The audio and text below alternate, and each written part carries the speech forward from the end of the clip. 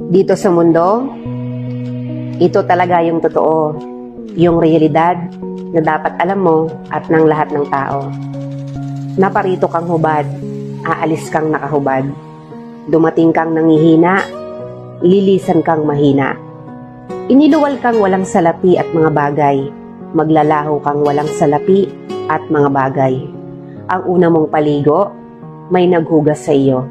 Ang huli mong paligo, may maghuhugas sa iyo.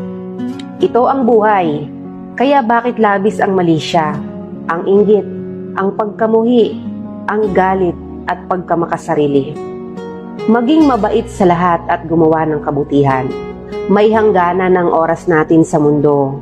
Huwag sayangin sa walang kabuluhang bagay.